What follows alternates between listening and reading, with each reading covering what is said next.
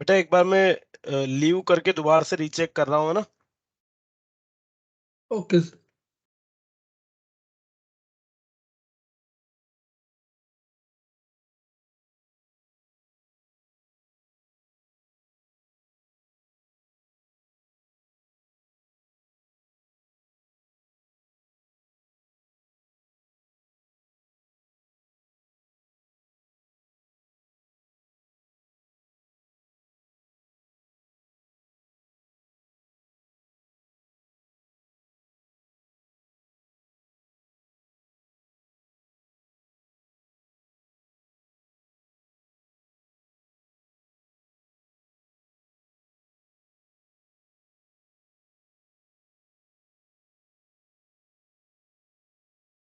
Hello बच्चों, good afternoon. Good afternoon sir. Good afternoon everyone. चलिए, screen visible है आप सबको।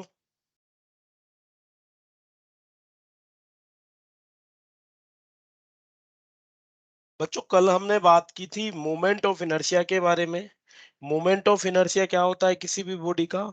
It is the analogy of mass in rotational motion. तो हमने मोमेंट ऑफ इनर्शिया को डिफाइन किया था सिंपली किसी पार्टिकल के लिए।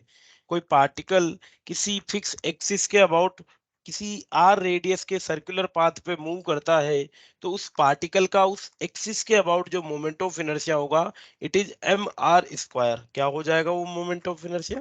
एम इंटू आर स्क्वायर के बराबर होता है। मोमेंट ऑफ इनर्शिया एक स्केलर क्वांटिटी होती है, जो इसकी यूनिट होगी it will be KG metre square के बराबर इसकी यूनिट होती है।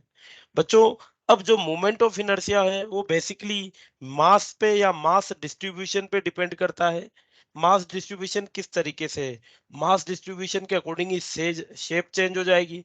तो बेसिकली जो मोमेंट ऑफ इनर्शिया होता है किसी भी बॉडी का, वो शेप और साइज पे डिपेंड करेगा, मास पे डिपेंड करेगा, एक्सिस ऑफ रोटेशन पे डिपेंड करेगा।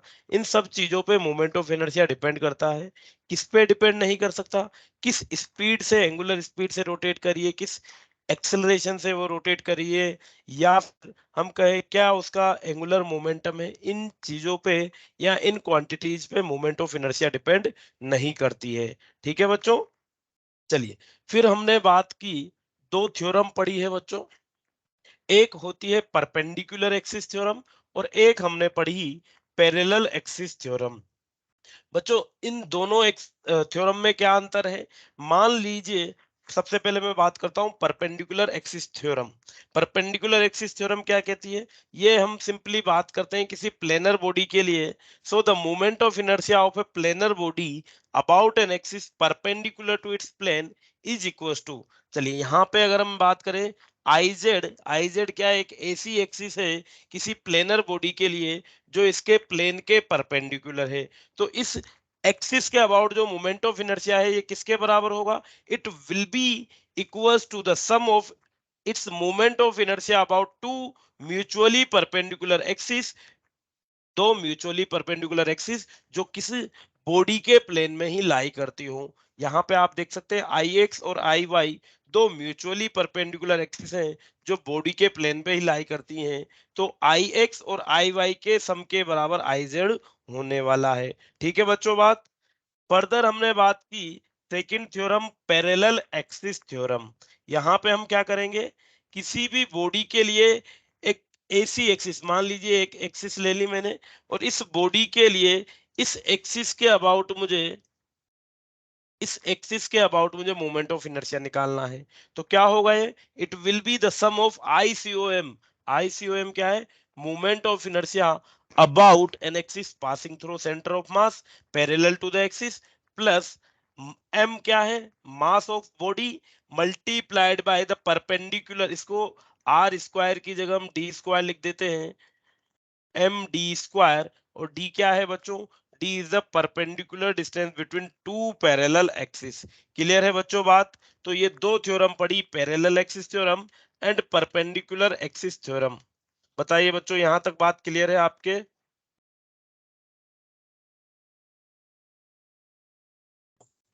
Yes sir. Yeah.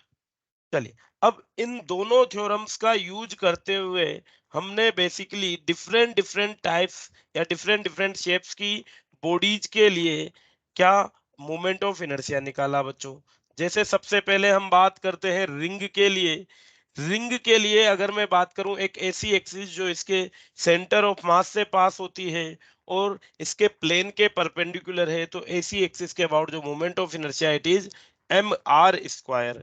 फर्दर अगर हम बात करें, एक ऐसी एक्सिस जो सेंटर ऑफ मास से पास हो रही है बट रिंग के प्लेन में ही है, जैसे आई एक्स और आई वाई, ये दोनों सेंटर ऑफ मास से भी पास हो रही है और रिंग के प्लेन में भी है, तो इनके लिए मोमेंट ऑफ इनर्शिया हो जाएगा mr²/2। फर्दर जब हमने किसी, इसे ही हम डायमेट्रिक एक्सिस भी बोलते हैं, तो जब आई एक्स और आई वाई के लिए मोमेंट ऑफ इनर्शिया निकाला तो कौन सी थ्योरम लगाए बच्चों? पैरेलल एक्सिस थ्योरम या परपेंडिकुलर एक्सिस थ्योरम? ये स्टेटमेंट क्या बता रहा है? I z equal to I x plus I y, parallel axis theorem या perpendicular axis theorem? Perpendicular. Perpendicular axis theorem, very good बेटा।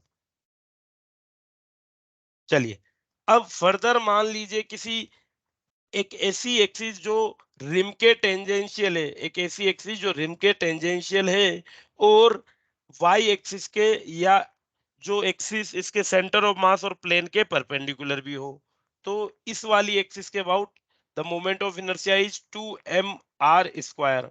और इसी तरीके से सेम प्रोसेस हमने डिस्क के लिए की, सॉलिड स्फीयर के लिए निकाला, फिर होलो सिलेंडर और सॉलिड सिलेंडर के लिए भी हम चीज हमने कैलकुलेट की बच्चों।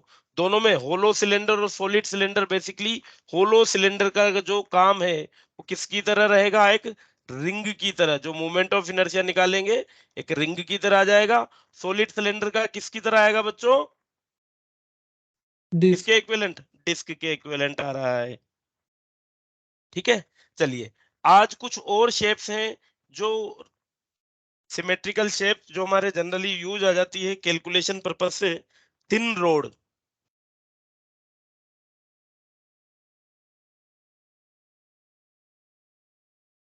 मान लीजिए बच्चों ये एक थिन रोड है, thin road of length L and mass M। Thin road, M हो जाएगा मास और L हो जाएगी लेंथ।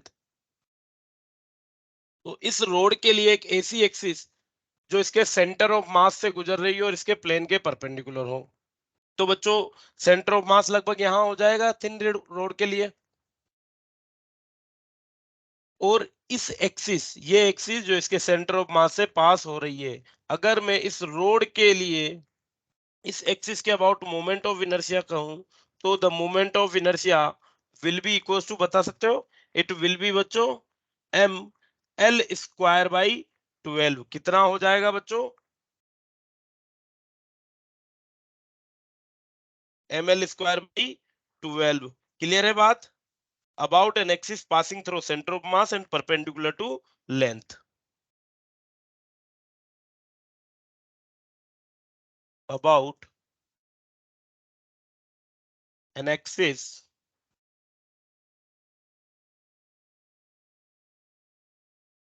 passing through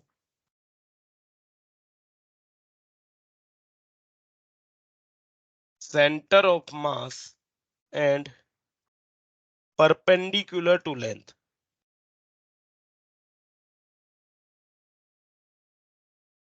बच्चों, अब जो ये इनिशियली हमने याद किया था, ये प्लेन के परपेंडिकुलर या लेंथ के परपेंडिकुलर, इनको हमें इनिशियली याद रख लेना है। बाकी अगर कोई एक्सिस के लिए हमें पूछा जाए तो हम क्या कर सकते हैं? या तो परपेंडिकुलर एक्सिस थ्योरम या पैरेलल एक्सिस थ्योरम लगा देते हैं। जैसे मान लीजिए अगेन एक थिन रोड के लिए, ये थिन रोड है और इस थिन रोड के लिए जिसका मास m और लेंथ l है, ये एक एक्सिस है जो कुछ इस तरीके से है, लेंथ के परपेंडिकुलर है पर किसी एंड से पास हो रही है। Moment of inertia MOI about an axis, about an axis passing through, passing through one of the end passing through one of the end and perpendicular to the length.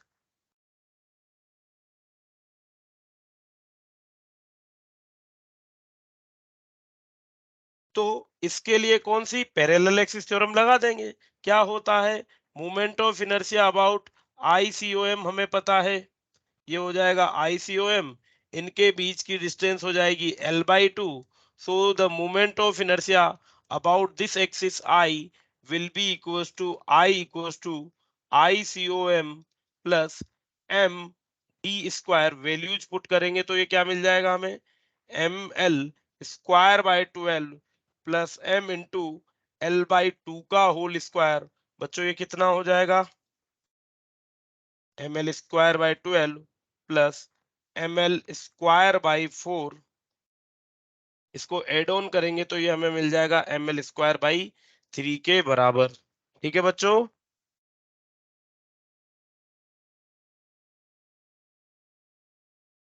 Moment of inertia of a road about an axis passing through one of the end and perpendicular to the length क्या हो जाएगा, ml²/3 हो जाएगा। चलिए एक छोटा सा question करते हैं एक रोड के लिए ही।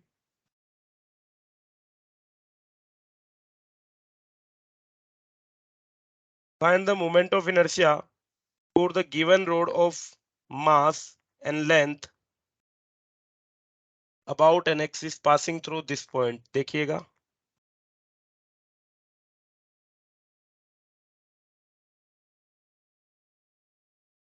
चलिए जी, तो ये डिस्टेंस हम 1 मीटर मान लेते हैं, जो लेंथ ऑफ रोड है वो 4 मीटर है, and the mass of road is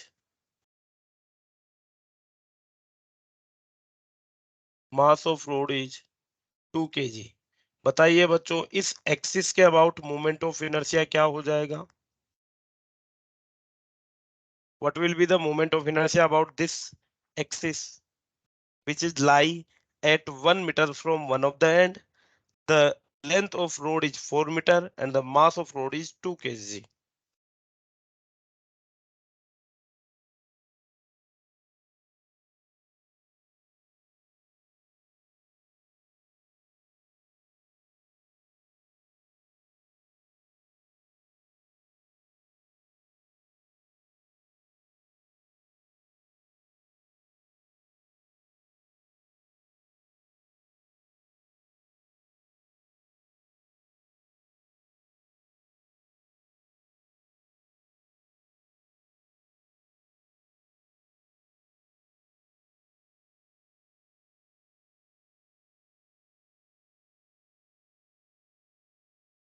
So 13 ml²/12 13 ml²/12 ma square ml L square square 13 ml²/12।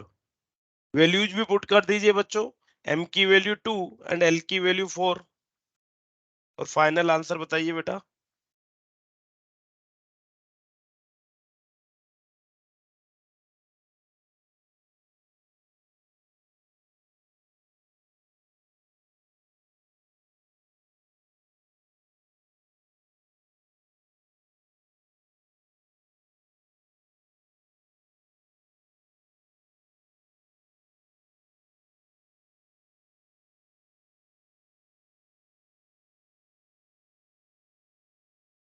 तो उत्कर्ष 36.6 36.6, ठीक है बेटा, very good.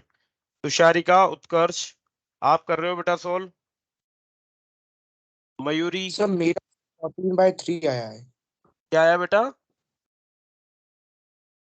14/3। 14/3 overall Yes, answer. 14/3. Tusharika की Yes, 14/3, वेश 14/3। मयूरी आपके,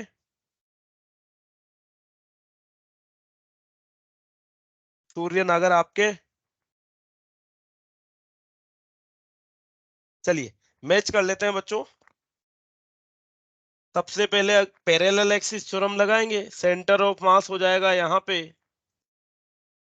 सो the moment of inertia about this fix axis I will be equals to ICOM plus MD square, parallel axis theorem हम यहाँ पे लगाने वाले हैं।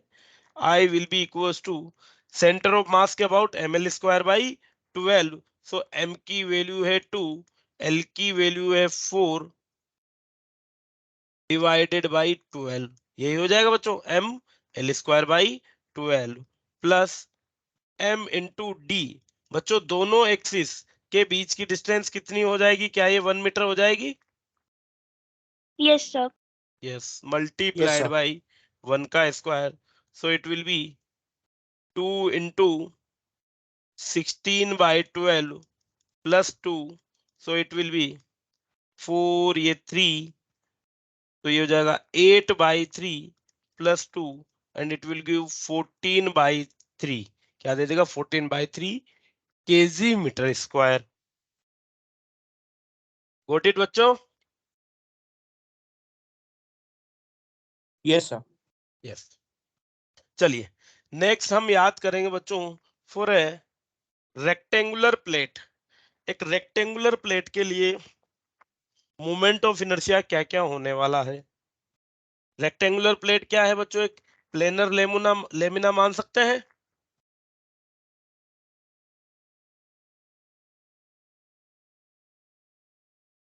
यस और नो बच्चों? क्या रेक्टेंगुलर प्लेट को एक प्लेनर लेमिना कंसीडर किया जा सकता है? प्लेनर बॉडी है, यस और नो?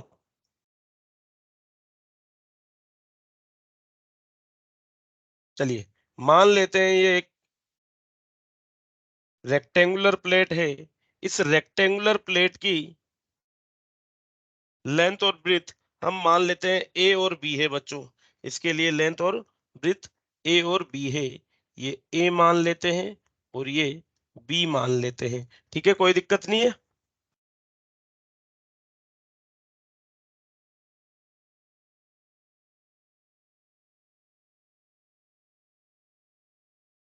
अब बच्चों इस रेक्टेंगुलर प्लेट के लिए मान लीजिए मैं 3 अलग अलग एक्सिस मानता हूं। 3 अलग अलग एक्सिस के अबाउट मोमेंट ऑफ इनर्शिया में देखता हूं। कौन कौन सी हो जाएगी वो एक्सिस देखिएगा।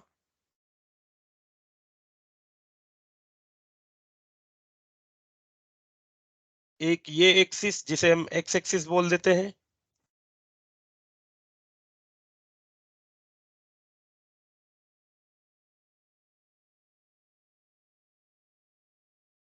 ये वाई एक्सिस हो जाएगी और एक इसके प्लेन के परपेंडिकुलर जेड एक्सिस हो जाएगी। तो बेसिकली यहाँ पे हमारे पास 3 एक्सिस है, x axis, y axis and z axis, किसी भी रेक्टेंगुलर प्लेट के लिए। I x, I y and I z. बच्चों since it is a planar lamina, क्या मैं लिख सकता हूं I z will be equals to I x plus I y? Yes और no? Yes, sir. Yes, I x I z equals to I x plus I y. चलिए यहाँ पे अगर हम बात करें तो आई एक्स और आई वाई यहाँ पे बराबर नहीं होंगे क्योंकि यहाँ पे लेंथ और विड्थ बराबर नहीं है बच्चों। चलिए सबसे पहले अगर मैं बात करूं कि moment of inertia about X axis I x, तो बच्चों जब मैं आई एक्सिस के बारे में बात करूंगा तो यहाँ पे अभी देखिए, जब मैं इस एक्सिस के अबाउट ले रहा था मोमेंट ऑफ इनर्शिया, तो लेंथ क्या थी? ये वाली लेंथ थी। ठीक है, लेंथ के परपेंडिकुलर एक्सिस कौन सी है? या फिर यहाँ पे एक्सिस के परपेंडिकुलर क्या है? एक्सिस के परपेंडिकुलर बी हो जाएगा बच्चों, सॉरी ये हो जाएगा बी। आई एक्स के अबाउट जब मोमेंट ऑफ इनर्शिया लूंगा, आई एक्स के परपेंडिकुलर क्या है? ए है या बी है? B. बी। आई एक्स के परपेंडिकुलर बी है। तो इसके लिए मोमेंट ऑफ इनर्शिया क्या हो जाएगा? क्या मैं लिख सकता हूं आई बी स्क्वायर बाई 12? क्या लिखा जा सकता है?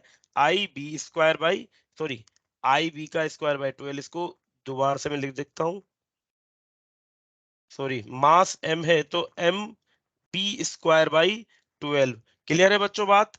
Moment of inertia about X axis M B square by 12। Similarly I Y की वैल्यू क्या हो जाएगी बच्चों? अब वाई एक्सिस के परपेंडिकुलर लेंथ क्या है, ए या बी? ए है, ये वाई एक्सिस हो गई और इसके परपेंडिकुलर लेंथ ए है, so it will be M A square by 12। Yes और नो बच्चों? और Yes, आई एक्स और आई वाई की वैल्यू हमें मिल गई, तो आई जेड की वैल्यू क्या हो जाएगी? I z will be equal to m by 12 a square plus m by 12 b square, so it will be m by 12 a square plus b square. ठीक है बच्चों, क्या हो जाएगा जेड एक्सिस के about m by 12 a square plus b square. So थोड़ा सा case change हो गया रेक्टेंगुलर प्लेट से रोड से रेक्टेंगुलर प्लेट के लिए। क्लियर है बच्चों बात?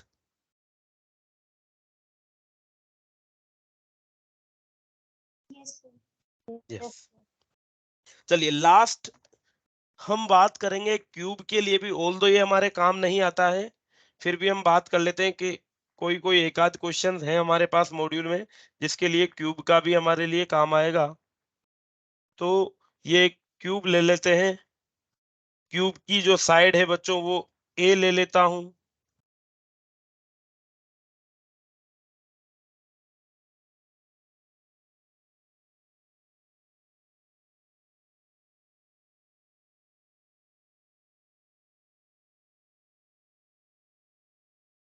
Cube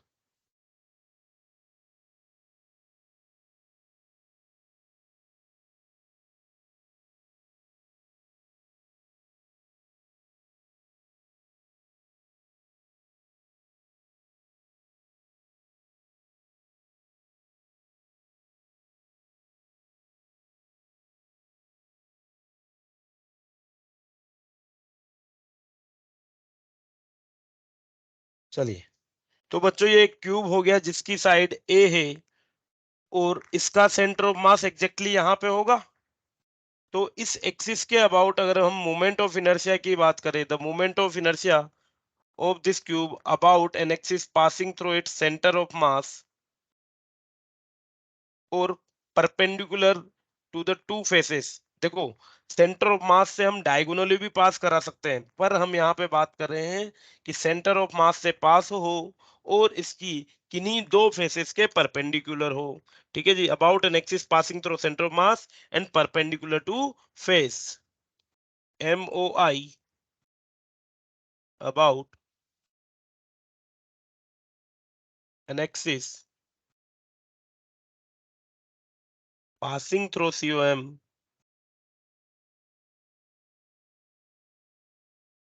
passing through COM and perpendicular to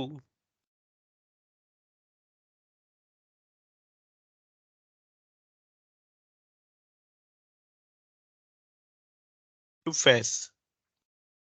तो इस एक्सिस के अबाउट जो मोमेंट ऑफ इनर्शिया होगा बच्चों इस m मास के और a एज के क्यूब का, it will be equals to ma square by 6। कितना हो जाएगा?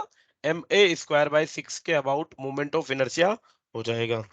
तो इस तरीके से बच्चों हमने एक रोड, एक रेक्टेंगुलर प्लेट और एक क्यूब, तीनों के लिए moment of inertia find out कर लिया। इससे पहले हमने रिंग और डिस्क के लिए किया था, सॉलिड स्फीयर और होलो स्फीयर के लिए किया, होलो सिलेंडर और सॉलिड सिलेंडर के लिए किया। तो ये कुछ हमारी रेगुलर शेप्स हैं जिनका मोमेंट ऑफ इनर्शिया हमें एक ऐसी एक्सिस जो इनके सेंटर ऑफ मास से पास हो उसका अगर हमें पता हो तो हम बाकी एक्सिस के अबाउट मोमेंट ऑफ इनर्शिया निकाल सकते हैं। क्लियर है बात?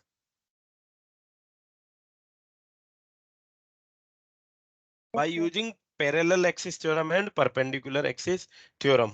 चलिए, तो अब बच्चों हम बात करते हैं, जैसे हमने सेंटर ऑफ मास निकाला था, सेंटर ऑफ मास किसके लिए? एक ट्रंकेट सेक्शन के लिए, कि मान लीजिए किसी सेक्शन में से एक छोटा सेक्शन मैंने कट कर लिया तो बचे हुए पार्ट का सेंटर ऑफ मास कहाँ रहने वाला है। इसी तरीके से मान लीजिए किसी स्पेयर में से कोई छोटा स्पेयर या किसी डिस्क में से कोई छोटी डिस्क मैंने से रिमूव कर दी तो बचे हुए पार्ट के लिए सेंटर ऑफ मास क्या होगा? देखिएगा बच्चों, moment of inertia with cut, यहाँ पे हम डायरेक्ट एग्जाम्पल की बात करेंगे, प्रोसेस जो हमें लेनी है वो सेम रहेगी जो हमने सेंटर ऑफ मास में यूज ली थी।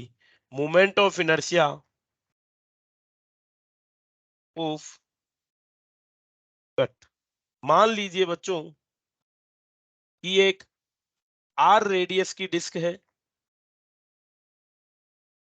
ये आर रेडियस की डिस्क है जिसका मास कैपिटल एम है, आर रेडियस की डिस्क, और इसका मास कैपिटल एम है। इस डिस्क का सेंटर ये ले लेते हैं और इस डिस्क में से r/2 रेडियस की डिस्क मैंने रिमूव कर दी है। इस डिस्क में से r/2 रेडियस की डिस्क रिमूव कर दी है सच दैट इसका जो सेंटर है वो रिम से और सेंटर ऑफ मास दोनों से पास ऑन हो रहा है, कुछ इस तरीके से। ठीक है बच्चों, तो ये वाला पार्ट मैंने रिमूव कर दिया है। जब मैं ये वाला पार्ट रिमूव कर दूंगा तो मुझे बचे हुए पार्ट से इस एक्सिस के अबाउट, इस सेंटर के about moment of inertia calculate करना है। समझ में आया question? Calculate the moment of inertia of the cutted part. ठीक है, तो क्या मैं इसको लिख सकता हूं? This will be equals to, एक तो ये कंप्लीट बड़ी वाली डिस्क माइनस ये छोटी वाली डिस्क। यस और नो बच्चों? भाई ये किसके बराबर हो जाएगा? बड़ी वाली disc minus smaller disc. Yes और नो? Yes sir. यस। चलिए, अब मैंने यहाँ पे ये एक्सिस मार्क कर दी है जेड। इसका मतलब क्या है बच्चों कि जो एक्सिस जिसके अबाउट मुझे मोमेंट ऑफ इनर्शिया निकालना है वो एक्सिस, क्रॉस का मतलब हमने जब मैग्नेटिक फील्ड पढ़ा था बच्चों तो क्रॉस और डॉट से चीजें दिखाई थी कि क्रॉस दर्शाता है इनटू द प्लेन, डॉट दर्शाता है आउट ऑफ द प्लेन। तो अगर मैं इसे एक डिस्क मानूं तो एक ऐसी एक्सिस जो इसके सेंटर ऑफ मास से पास हो रही है और इसके प्लेन के परपेंडिकुलर है, तो यहाँ पे तो ले लूंगा मैं ये वाली डिस्क। चलिए इसको मैं थोड़ा सा शेड कर देता हूं बच्चों। हमें निकालना है इस एक्सिस के, सॉरी,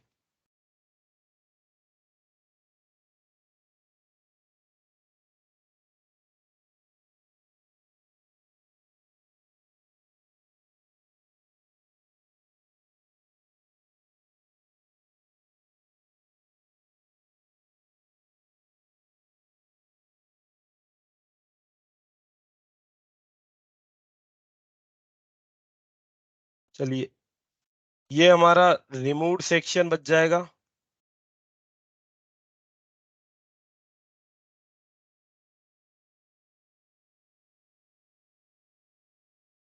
बच्चों अगर मैं आपसे कहूं कि ये इनिशियली जो डिस्क थी इसका मास m था और रेडियस r थी, तो क्या आप मुझे बता सकते हो कि ये जो पोर्शन जिसकी रेडियस r/4 है, ये पोर्शन जिसकी रेडियस r/4 है, इसकी इसका मास क्या होने वाला है in terms of capital M? Moment of inertia centre of मास जब हमने निकाला था तब भी ये चीज कैलकुलेट की थी, बताइए।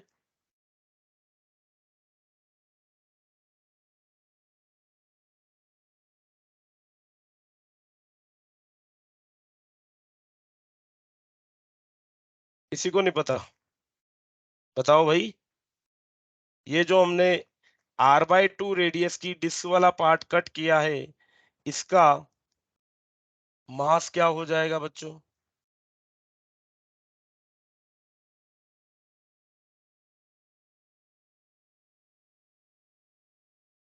Sir m m by by 4। m/4। Very good बेटा।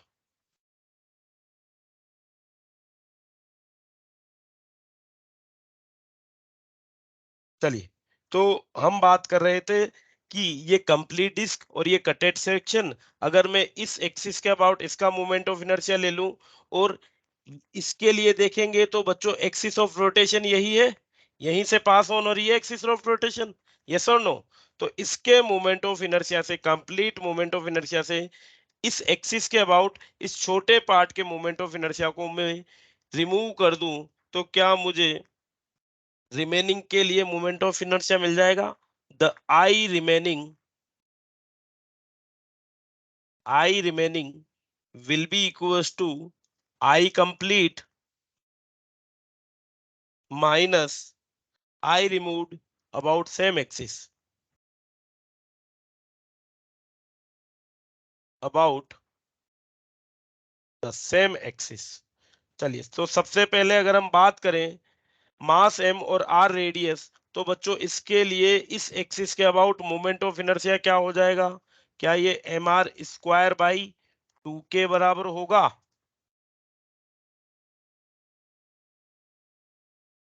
Yes, sir. Yes. Minus of I removed वाले पार्ट के लिए खुद के एक्सिस के अबाउट एक ऐसी एक्सिस जो खुद के सेंटर ऑफ मास से पास हो रही होगी, यहाँ पे क्या लगाएंगे? पैरेलल एक्सिस थ्योरम लगाएंगे। तो खुद के सेंटर ऑफ मास के अबाउट जो एक्सिस है उसके लिए तो हो जाएगा मास, जो कि है कितना बच्चों? रेडियस इसकी r/2 है ना बच्चों। मास इज m/4 r/2 का स्क्वायर डिवाइडेड बाई 2।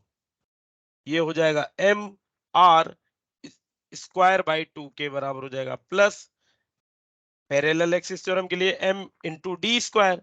तो m की वैल्यू m/4, d की वैल्यू कितनी हो जाएगी? वैल्यू बच्चों, d की वैल्यू हो जाएगी r स्क्वायर। ठीक है, ये हो गया इस रिमूव्ड सेक्शन का गिवन एक्सिस के अबाउट मोमेंट ऑफ इनर्शिया। कोई दिक्कत बच्चों? So it will be mr square by 2 minus mr square 4 into 4 16 16 into 2 32 plus it will be mr square by 4। Simplify करेंगे, इसे सोल्व करेंगे तो हमें मिल जाएगा mr स्क्वायर बाई 2 माइनस, यहाँ पे यहाँ 16 आएगा ना बच्चों,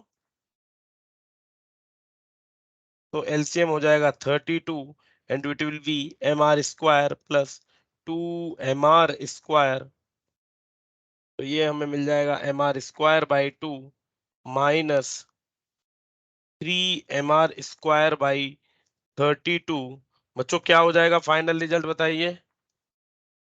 will it be 13/32 mr square?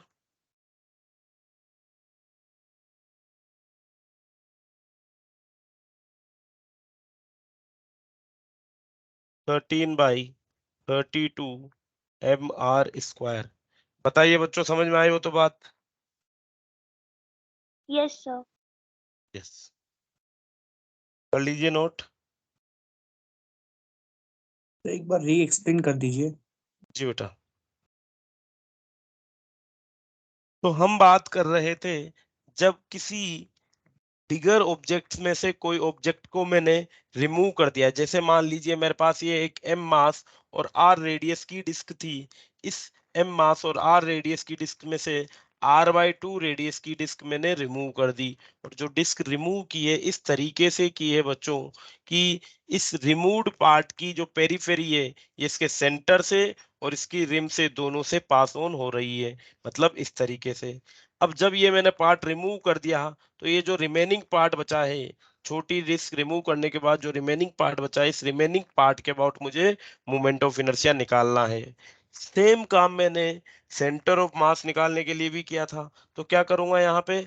Moment of inertia of this complete disc minus moment of inertia of this removed part about the same axis, about the same axis. चलिए, तो सबसे पहले बात करें अगर कंप्लीट डिस्क की, इस एक्सिस के अबाउट जो इसके सेंटर ऑफ मास से भी पास हो रही है और इसके प्लेन के भी परपेंडिकुलर है, क्या होती है डिस्क के लिए? mr स्क्वायर बाई 2 के बराबर होती है। फर्दर रिमूव्ड पार्ट के लिए बात करें तो रिमूव्ड पार्ट के लिए जिस एक्सिस के अबाउट मुझे मोमेंट ऑफ इनर्शिया चाहिए वो कहाँ है? इसके प्लेन के परपेंडिकुलर है और टेंजेंट है। तो यहाँ पे पैरेलल एक्सिस थ्योरम लगेगी। क्या कहती है parallel axis theorem? ICOM plus MD square. तो इस डिस्क के लिए ICOM तो हो जाएगा बेटा ये m/4 r/2 का square by 2 plus MD square, तो m की वैल्यू m/4 और d की वैल्यू r/2 है। इसको कैलकुलेट करेंगे तो हमें मिल जाएगा 13/32 mr स्क्वायर। ओके बच्चों? Yes sir. यस, चलिए ठीक है बेटा। नेक्स्ट हम बात करेंगे बच्चों, ऐसे बहुत सारे क्वेश्चंस बन जाएंगे, हम करते रहेंगे ऐसे क्वेश्चंस को। नेक्स्ट टॉपिक है हमारा बच्चों, जैसे अब हम काफी आगे बढ़ चुके हैं, लीनियर और रोटेशनल मोशन में काफी ज्यादा सिमिलरिटीज हम देख चुके हैं। कि पहले काइनेमेटिक्स में मैंने डिस्प्लेसमेंट, वेलोसिटी, एक्सेलरेशन, उसकी एनालॉजी रोटेशन में निकाली, एंगुलर वेलोसिटी, एंगुलर एक्सेलरेशन। फिर हमने कुछ dynamic terms like force, force की एनालॉजी टॉर्क निकाली, मोमेंटम, मोमेंटम की एनालॉजी निकाली, एंगुलर मोमेंटम। क्या हम और एनालॉजी लाइक वर्क या पावर, इनके लिए भी रिलेशन निकाल लें लीनियर और एंगुलर मोशन में, सर्कुलर मोशन में? किसके लिए? वर्क के लिए, काइनेटिक एनर्जी के लिए। काइनेटिक एनर्जी के लिए तो हम ऑलरेडी बात कर चुके हैं। काइनेटिक एनर्जी क्या आई बच्चों? काइनेटिक एनर्जी क्या आई थी? देखिए ऊपर सर्कुलर मोशन में, तो क्या काइनेटिक ये half half I omega square I थी? यस, एक सेकंड बच्चों में निकालता हूं।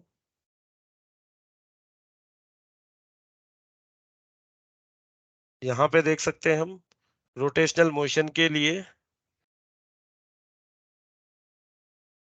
काइनेटिक एनर्जी अपने half I omega square obtain की थी।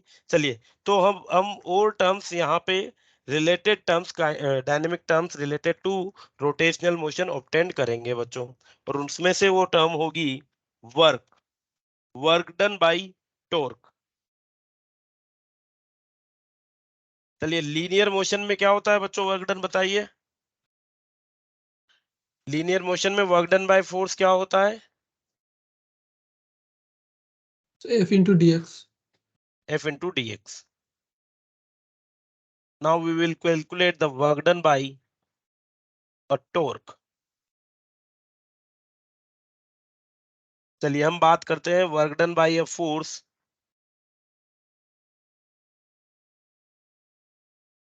और ये हमने कैलकुलेट किया था W equals to F dot R या FR कोस थीटा। बच्चों यही किया था हमने, work done by a force in linear motion.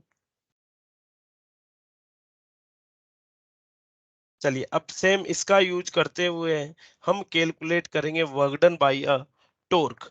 एक पार्टिकल है, फिलहाल हम जो वर्क डन कैलकुलेट करेंगे किसके लिए करेंगे? एक पार्टिकल के लिए करेंगे। कोई एक पार्टिकल में चूज कर लेता हूँ एक सिस्टम का, और उस पार्टिकल पे मान लीजिए कोई एफ फोर्स एक्ट कर रहा है कुछ इस तरीके से।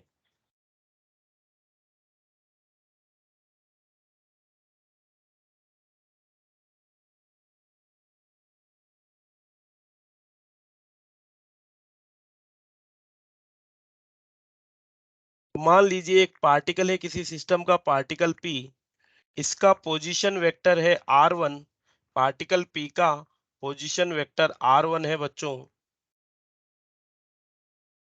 और इनिशियली ये पार्टिकल एक्सिस के साथ कोई थीटा एंगल बना रहा है। ठीक है जी, ये इसका पोजीशन वेक्टर r1 है, ये इसका रेडियस वेक्टर इधर के अलोंग हो जाएगा। और मान लेते हैं इस पार्टिकल पे कोई फोर्स एफ एक्ट कर रहा है। पार्टिकल P1 दे देता हूं, पार्टिकल P1 पे रेडियस वेक्टर R1 पे फोर्स F1 एक्ट कर रहा है। ठीक है बच्चों, और ये फोर्स F1 और इसका जो डिस्प्लेसमेंट रेडियस वेक्टर है, रेडियस वेक्टर और फोर्स वेक्टर के बीच में जो एंगल है वो मैं अल्फा 1 मान लेता हूं। बच्चों ये जो पार्टिकल एक सर्कुलर पाथ पे मूव कर रहा होगा, ये पार्टिकल इस फिक्स एक्सिस के अबाउट मान लेते हैं एक सर्कुलर पाथ पे मूव कर रहा है। सर्कुलर पाथ पे मूव कर रहा है तो क्या होगा? देखो ये यहां से कुछ थीटा, बहुत small angle delta theta cover करके यहाँ पे पहुंच गया। देखिएगा कुछ इस तरीके से। ठीक है बच्चों, समझ में आई बात? कि ये जो थीटा एंगल पे है, बहुत स्मॉल डिस्प्लेसमेंट डेल्टा थीटा होके पोजीशन यहां से ये यहाँ पे आ गया। ठीक है बच्चों, मान लेते हैं इसका जो डिस्प्लेसमेंट है, इसका जो डिस्प्लेसमेंट है, ये डिस्प्लेसमेंट है डेल्टा S1। कितना है इसका डिस्प्लेसमेंट? Delta S1। और मान लेते हैं बच्चों कि जो डिस्प्लेसमेंट वेक्टर है और जो फोर्स वेक्टर है, डिस्प्लेसमेंट वेक्टर और फोर्स वेक्टर के बीच में जो एंगल है इसको मैं नाम दे देता हूं φ1 के बराबर। ठीक है, तो पार्टिकल P1 पे फोर्स F1 एक्ट कर रहा था और इस फोर्स के कारण ये इस सर्कुलर पाथ पे बहुत स्मॉल एंगल डेल्टा थीटा से या बहुत small angular displacement delta theta से मूव करता है। और जब ये डेल्टा थीटा एंगल से मूव करेगा तो इसका लीनियर डिस्प्लेसमेंट हो जाएगा डेल्टा S1, जो फोर्स वेक्टर के साथ φ1 एंगल बना रहा है। चलिए सबसे पहले अगर बात करें work done by the force F1, work done, the work done by the force F1 क्या हो जाएगा, delta W1 will be equals to work done is Fs cos theta, so it will be F1 displacement कितना हो जाएगा, delta S1, और F और S के बीच में एंगल कितना है बच्चों, φ1 है, सो F1 S1 cos φ1 हो जाएगा। बच्चों क्लियर है बात, कोई दिक्कत? वर्क डन निकाला है हमने, एक फोर्स F1 जो पार्टिकल पे एक्ट कर रहा था उसका वर्क डन हो जाएगा F1 डेल्टा S1 कोस φ1। हाँ या ना बच्चों, ये बात समझ में आई? Yes, sir. Yes, yes. sir. चलिए अब अगर हम बात करें डेल्टा S1 जो हमारा डिस्प्लेसमेंट है, how this displacement is related to the angular displacement, क्या मैं लिख सकता हूं कि delta S1 will be equals to r d theta या r1 d theta, delta S1 will be equals to r d theta, radius into angle theta, r equals to radius into angle theta. चलिए value में यहां से put कर दूंगा तो देखो क्या मिल जाएगा मुझे, work done by force F1 will be equals to F1 r1 d theta multiplied by cos φ1। बच्चों अगर F1 रेडियस वेक्टर और डिस्प्लेसमेंट वेक्टर अगर सेम प्लेन पे हैं तो जो डिस्प्लेसमेंट हो रहा है क्या इस डायरेक्शन में हो रहा है, और ये दोनों जो डिस्प्लेसमेंट है या जो वेलोसिटी वेक्टर है और जो रेडियस वेक्टर है क्या ये एक दूसरे के म्यूचुअली परपेंडिकुलर होते हैं। हमने पढ़ा था सर्कुलर मोशन में कि वेलोसिटी वेक्टर और रेडियस वेक्टर एक दूसरे के म्यूचुअली परपेंडिकुलर होते हैं। ठीक है, फोर्स भी इसी प्लेन में है। अब अगर ये एंगल φ1 है, ये एंगल α1 है, तो क्या मैं लिख सकता हूं कि φ1 plus α1 will be equals to 90 degree, लिखा जा सकता है बच्चों। ये एंगल α1 Yes, है, ये sir. फाई है, ds और r वेक्टर दूसरों परपेंडिकुलर होते हैं। That means φ1 will be equals to 90 minus α1, और φ1 की वैल्यू यहाँ पे मैं यही रख देता हूँ, क्या, cos φ1 will be equals to cos 90 minus α1, cos 90 minus theta क्या बन जाता है बच्चों, sin थीटा बन जाता है। So the Yes, work sir. done by force F1 will be equals to F1 R1 d theta sin alpha 1। Okay बच्चों, चलिए इसको अगर हम रीअरेंज करके लिखें तो क्या लिख सकते हैं, R1 F1 sin alpha 1 d theta, that means R1 F1 sin alpha 1, क्या ये बच्चों R क्रॉस F हो जाएगा, और R क्रॉस F क्या होता है, टॉर्क होता है, यस और no. R1 cross F1 d theta ये हो जाएगा torque, so dW1 will be equals to tau d theta, क्या आ जाएगा ये, work done will be equals to torque 1 d थीटा, मतलब टॉर्क इनटू डिस्प्लेसमेंट, यस और नो बच्चों। तो work done by force F1 will be equals to tau d theta, tau क्या है, the torque produced by force F1 about this axis of rotation, tau क्या है, tau is the torque produced by torque produced by force F1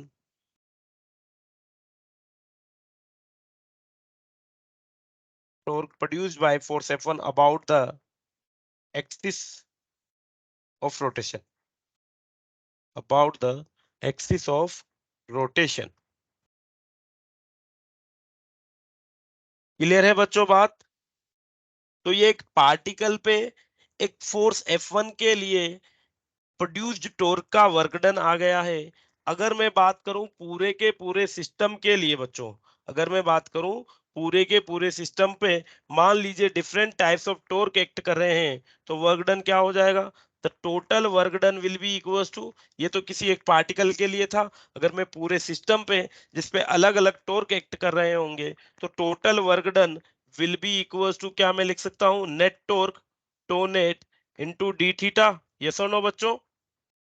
अगर एक particle के लिए ये, तो पूरे सिस्टम के लिए net torque into displacement delta theta, angular displacement delta theta. Clear है बच्चों बात?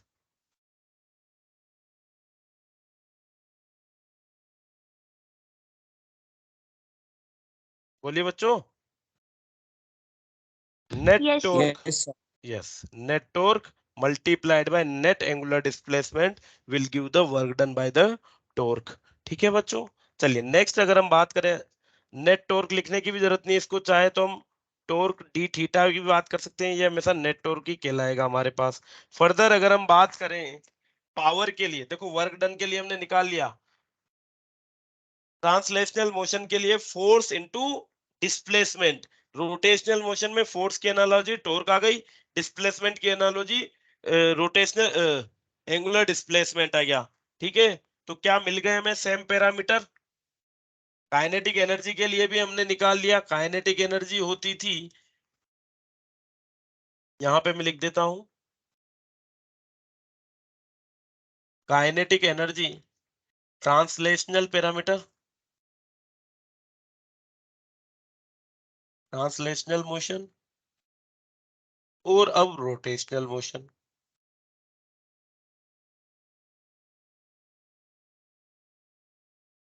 तो K was there is half m v square, यहाँ पे हाफ आई ओमेगा स्क्वायर। अब हमें टर्म्स का भी पता है बच्चों, आई और एम दोनों एक दूसरे की एनालॉजी है, वी और ओमेगा एनालॉजी है। फर्दर अगर वर्क की बात करें, तो work done is equals to F S cos theta या एफ डॉट डी हो जाता था, एफ डॉट डी और एफ डी कोस थीटा के बराबर। यहाँ पे क्या हो जाएगा? टो डी थीटा के बराबर हो जाएगा। क्लियर है बात?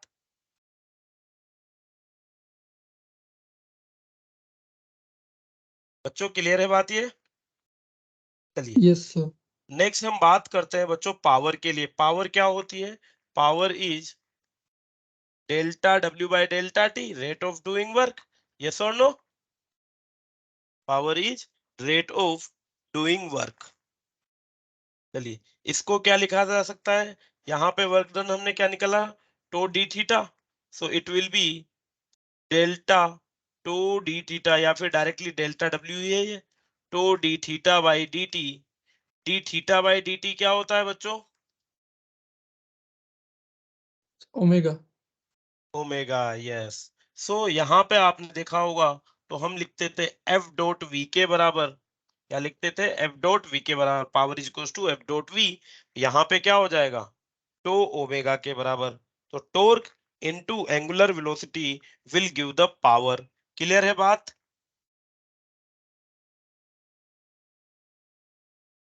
yes, sir. यस। चलिए अब एक और इंपॉर्टेंट रिलेशन जो हमें यहाँ पे निकालना बाकी है, वो था फोर्स के लिए। जैसे फोर्स के लिए रिलेशन क्या होता था? एम ए होता था बच्चों। फोर्स के लिए अगर हम बात करें, force equals to m a होता था बच्चों। यहाँ पे मास की रोटेशनल एनालॉजी क्या है? I, moment of inertia. Mass Yes, की sir. रोटेशनल एनालॉजी आई होती है, और रोटेशनल मोशन में लीनियर एक्सीलरेशन ए की एंगुलर एनालॉजी क्या होती है? Alpha. Yes, Yes, sir. sir. Yes. तो यहाँ पे हो जाएगा F equals to m a, और यहाँ पे क्या हो जाएगा बच्चों? यहाँ पे हो जाएगा torque will be equals to I alpha के बराबर। क्लियर है? चलिए इसको हम ऑब्टेन करेंगे। इसको अभी हमने सीखा है, लिखा है डायरेक्ट, पर इसको हमें ऑब्टेन करना बाकी है कि torque will be equals to I alpha. जैसे यहाँ पे force equals to mass into acceleration, यहाँ पे torque will be equals to I alpha moment of inertia into angular acceleration. देखिए अगर हम बात करें बच्चों kinetic energy in rotational motion क्या होती है? Kinetic energy in rotational motion, ये सिंपली रोटेशनल काइनेटिक एनर्जी हो जाएगी बच्चों। So the rotational kinetic energy is equals to के E equals to half I omega का स्क्वायर। बच्चों अगर इसे मैं डिफरेंशिएट कर दूं, दोनों साइड डिफरेंशिएट करूंगा तो क्या मिलेगा? Delta K E by d t. Yes और नो? डेल्टा के ई अपॉन डी टी। बच्चों क्या होता है rate of change of kinetic energy? Rate of change of kinetic energy भी क्या जस्ट पावर ही है?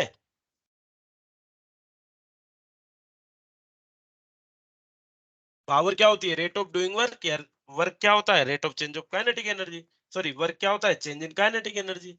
अगर work change in kinetic energy होता है तो पावर जो हम लिखते थे delta omega by delta t, क्या मैं उसे delta K E by d T लिख सकता हूँ? क्योंकि वर्क इज इक्वल्स टू क्या होता है? डेल्टा के ई तो होता ही है। तो क्या ये मुझे पावर की फॉर्म दे देगा बच्चों? P will be equals to delta K E by d t. Yes और नो बच्चों? Yes sir. यस। चलिए तो हम कर रहे थे डिफरेंशिएट दोनों साइड से। दोनों साइड से डिफरेंशिएट करेंगे तो क्या मिल जाएगा? देखो 1/2 आई ओमेगा स्क्वायर, इसका हमें डिफरेंशिएशन करना है। बच्चों किसी भी बॉडी के लिए जो आई की वैल्यू है वो फिक्स होती है। किसी पर्टिकुलर एक्सिस ऑफ रोटेशन के लिए आई की वैल्यू फिक्स होती है। मतलब यहाँ पे भी आई कांस्टेंट हो जाएगा, वेरिएबल क्या होगा? ओमेगा। तो it will be equals to 1/2 I omega square का differentiation with respect to t. तो ओमेगा स्क्वायर का डिफरेंशिएशन बच्चों क्या? 2 omega multiplied by delta omega by delta t होने वाला है। ओमेगा स्क्वायर का टी के रिस्पेक्ट में differentiation 2 omega multiplied by d omega by d t हो जाएगा। मीन्स 2 से 2 कैंसिल आउट हो जाएगा। तो it will be I omega delta omega by delta t. बच्चों delta omega by delta t rate of change of angular velocity क्या दे देगा हमें? एक्सेलरेशन दे अल्फा। देगा, एंगुलर एक्सेलरेशन दे देगा। चलिए पावर के लिए अभी हमने बात की। Power is basically torque into omega. Power is equals to torque into omega. It will be equals to I omega alpha. Omega से ओमेगा कैंसिल आउट हो जाएगा, तो we will left with torque will be equals to I alpha. क्या जाएगा बच्चों? Torque will be equals to I alpha. और ये हमारा one of the important relation आ गया between torque, moment of inertia and angular acceleration। तो F equals to ma, जो Newton second law of motion कहता था, F equals to ma, उसकी रोटेशनल एनालॉजी हो जाएगी torque equals to I alpha. Okay बच्चों?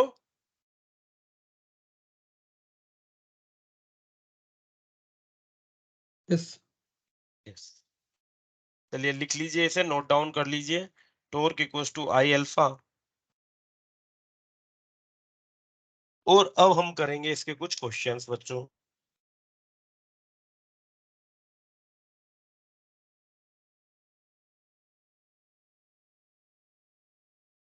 चलिए क्वेश्चन देखिए बच्चों।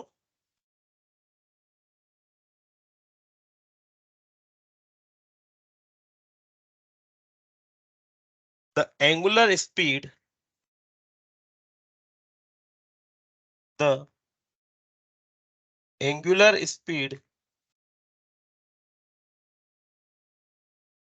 the angular speed of of a wheel, angular speed of a wheel is increased from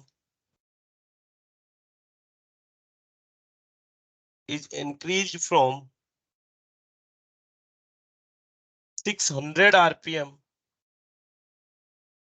is increased from 600 rpm to 1200 rpm in 4 seconds,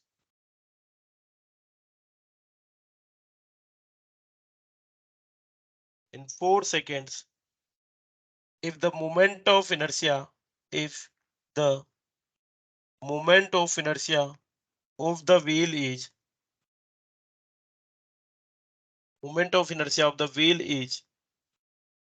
100 kg meter square, then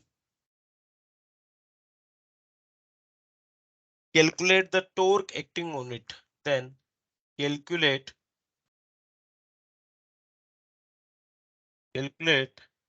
the torque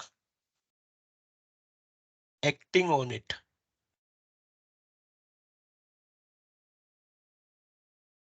Also calculate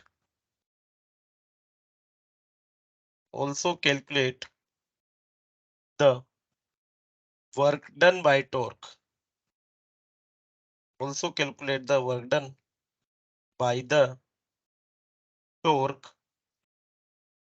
ठीक है, torque जो इस पे act कर रहा है वो constant हम मान लेते हैं, तो सबसे पहले हमें टॉर्क निकालना है and also need to calculate the work done by torque. ठीक है बच्चों, क्वेश्चन पढ़ लीजिए, हम इसको सोल्व करते हैं। क्या हमें दिया हुआ है, क्या हमसे पूछा हुआ है। तो एक जो एंगुलर स्पीड है उसकी 600 आरपीएम से 1200 आरपीएम हो जाती है 4 सेकंड में कांस्टेंट रेट से। मोमेंट ऑफ इनर्शिया 100 केजी पर मीटर स्क्वायर है, तो हमें टॉर्क की वैल्यू निकालनी है और वर्क डन निकालना है। चलिए सबसे पहले अगर हम बात करें बच्चों टॉर्क, तो टॉर्क क्या होता है? Torque is moment of inertia into angular acceleration. Yes और नो? चलिए आई की वैल्यू तो हमें डायरेक्ट क्वेश्चन में दी हुई है, it is 100 KG metre square. Alpha की वैल्यू हमें निकालनी है बच्चों। अल्फा क्या होता है? Delta omega by delta t. ठीक है, क्या होगा? Delta omega by delta t. चलिए इनिशियली जो ओमेगा की वैल्यू थी इट इज 600 आरपीएम, और अगर हम इसे रेडियन पर सेकेंड में चेंज करें तो क्या हो जाएगा? 600 into 2 pi divided by 60। Yes और नो बच्चों? तो ये हो जाएगा बच्चों 20 पाई रेडियन पर second. Similarly final angular speed क्या हो जाएगी बच्चों? इनिशियली 600 थी, अब ये जस्ट डबल हो गई, तो क्या final angular velocity will be 40 pi radian पर सेकेंड हो जाएगी बच्चों? Yes, sir. चलिए, तो इनिशियल वैल्यू आ गई, फाइनल वैल्यू आ गई, अल्फा की वैल्यू बताइए क्या हो जाएगी?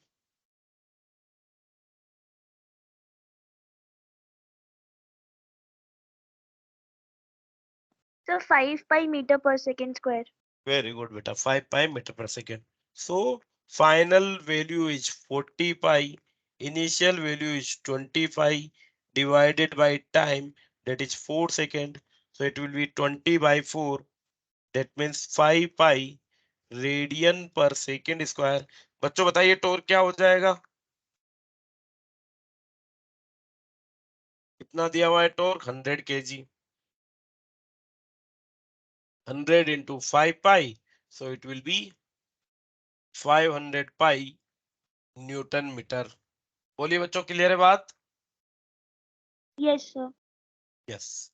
चलिए नेक्स्ट हमें यहाँ पे पूछा गया है what will be the work done by torque. Work done क्या होगा? तो बच्चों क्या मैं लिख सकता हूँ work done is equals to या तो टी टो डी थीटा, या it will be equals to change in kinetic energy.